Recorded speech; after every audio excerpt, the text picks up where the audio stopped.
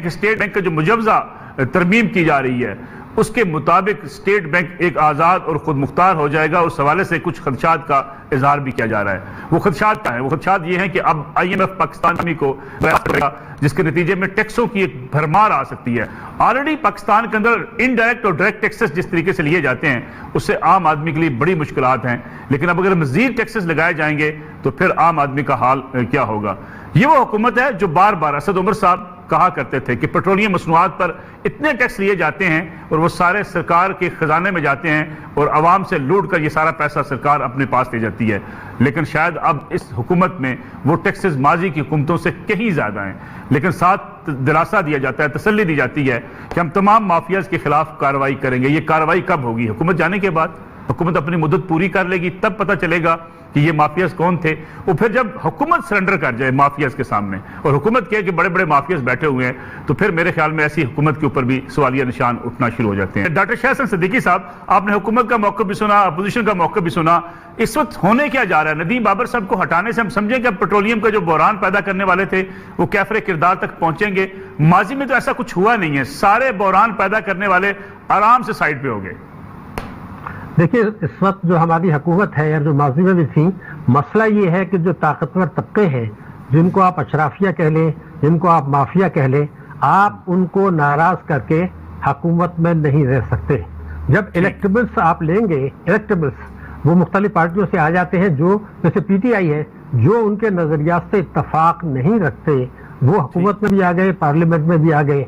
اب اگر ان کے خلاف آپ ایکشن لیتے ہیں تو پھر حکومت جو ہے وہ میرے خیال سے اقتدار میں نہیں رہ سکتی. تو جب تک یہ اشرافیہ کا گٹھ جوڑ جو ہے یہ توڑا نہیں جائے گا اور یہ چیز یقینی نہیں بنائے گا جو انتخابی وعدے ہیں, اگر اس پر کوئی حکومت عمل کرنے کے بجائے اس سے ڈیویٹ کرتی ہے تو اس کو حکمرانی کا حق چھوڑنا پڑے گا. اگر یہ چیز نہیں ہوتی تو آپ یہ دیکھیے کہ 1980 سے آج تک ہمارا گروتھ ریٹ بنگلہ دیش سے بھی کم ہے, سری لنکا سے کم ہے, اور آج تو صورتحال یہ ہے کہ بنگلہ دیش ہم سے دگنا فیکس آمدنی ہے, اس کے ریزرو 43 ارب ڈالر ہے, نہ سی پیک ہے نہ کچھ ہے. تو ہم اتنا پیچھے جا رہے ہیں تو ہمارے یہاں کرپشن بڑھ رہا ہے. اور میں آپ کو بتا دوں ٹرانسپیرنسی انٹرنیشنل نے ابھی کیا لکھا ہے. ٹرانسپیرنسی انٹرنیشنل یہ کہتا ہے کہ وبا کے دوران بھی, یہ ایک المیہ ہے کہ پینڈیمک ہے, وبا کے دوران بھی جن کے پاس اقتدار ہے اور جن کے پاس خزانے کی کنجی ہے انہوں نے اپنے مفاد میں فیصلہ کیا, نہ کہ وبا کے متاثرین کے.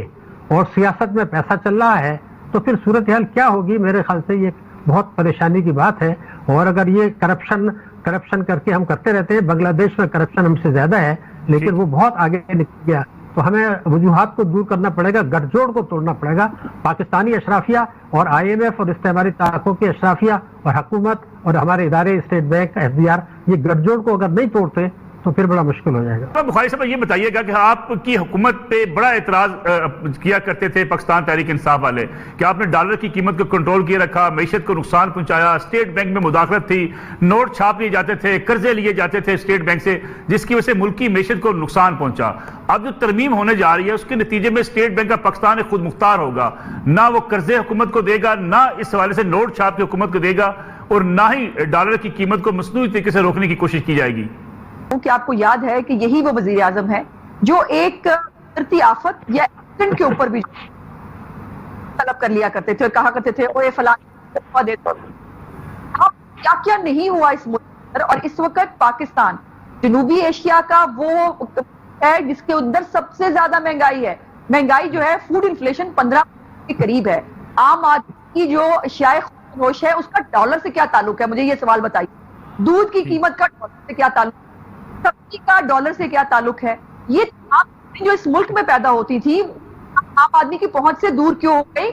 گندم باہر بھجوایا کرتے تھے ملک صاحب, آج ہمیں باہر ٹاؤن گندم جو یوکرائن میں لائی جاتی ہے آج ہمیں وہ یہ حکومت کھلا رہی ہے. اور اس کے بعد بھی ان کے بھاشن آپ سن لیں. اب یہ اسحاق ڈار صاحب کی ابھی آپ نے ایک دو جو ہماری باتیں کی, چینی کی رپورٹ کے اوپر کہ میرے بھائی صاحب ایک کوئی چیز ہے پی ٹی آئی کے اندر جن کے اندر ابھی تھوڑا سا ضمیر زندہ ہے اور وہ عام آدمی کی بات کرتے ہیں.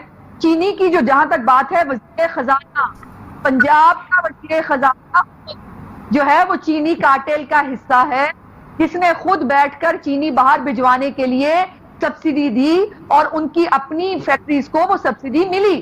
سو یہ باتیں جو ہے یہ بڑی داؤد صاحب کا ایک کانفلکٹ آف انٹرسٹ ہے، لیکن ان کو کوئی پوچھنے والا نہیں چونکہ وہ عمران پسند ہے، اور 2.5 سال میں کوئی ایک بندے کے اوپر بتا دے پر کاروائی ہوئی ہو. ان کا کام صرف رپورٹ چھاپنا اور عوام کے جو ہے وہ سامنے ان کو بیوقوف بنانا ہے. معیشت کی بات کر لیتے ہیں. معیشت کی کوئی زیادہ بڑی سمجھ مجھے نہیں ہے، اور ڈاکٹر صاحب کے سامنے ظاہر ہے ویسے بھی بات کرنے سے پہلے بڑا دھیان سے بات کرنی چاہیے. لیکن اسٹیٹ بینک کی جو اس وقت اٹارنی ہیں اس پر تمام جو ماہر معاشیات ہیں، میں نے کیسر بنگالی صاحب کی جو ہے ان کی بھی دیکھی، ان کا بہت کنسرن تھا، اور ان کا کنسرن اس بات سے بالکل واضح ہے کہ آپ جانتے ہیں باقر صاحب جو ہے جو اسٹیٹ بینک کے اس وقت گورنر ہیں، ان کے اوپر بڑا شک ہے کہ وہ IMF کے ملازم ہیں، اور IMF نے اس وقت پاکستان میں نے ابھی دیکھا نیپرا کو جو ہے اجازت دی گئی ہے بجلی کی قیمت میں انہوں نے جولائی تک 7 روپے جمع کرنا ہے. اس سے آپ اندازہ لگائیے کہ مہنگائی پاکستان کے اندر کہاں چلی جائے گی. اور کیسر بنگالی صاحب کے مطابق، باقی تو اس کے اوپر ڈاکٹر صاحب بہتر روشنی ڈالیں گے، جو میں نے اور پڑھا ان کے مطابق پاکستان کی جو حکومت ہے اس کے پاس تنخواہیں دینے کے پیسے نہیں ہوں گے، ان کے پاس خود ڈیفنس کے لیے.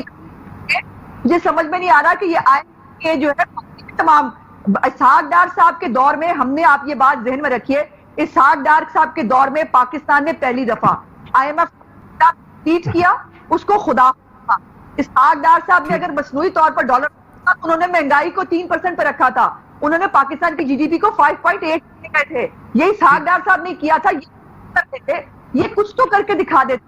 افسوس کی بات یہ ہے کہ جو IMF کہے چلے جا رہی ہو وہ ہمارے جو ہے وہ ان کو بیچنے کی بات ہو، اور وہ جو بات کہہ رہے ہیں اس وقت میں نے ابھی دیکھا ہے پتہ نہیں کتنے کھرب روپے کے پاکستان کی ہسٹری میں سب سے زیادہ نوٹ چھاپ دیے گئے ہیں. نصر اللہ ملک صاححب کیا بات کر رہے ہیں؟ بالکل اعظم کہتے ہیں 2.5 سال سمجھ ہی نہیں آئی معیشت کے ساتھ کو سمجھ نہیں آئی، لیکن پاکستان کی عوام کو سمجھ میں آ رہی ہے ہمارے ساتھ جو ہو رہا ہے.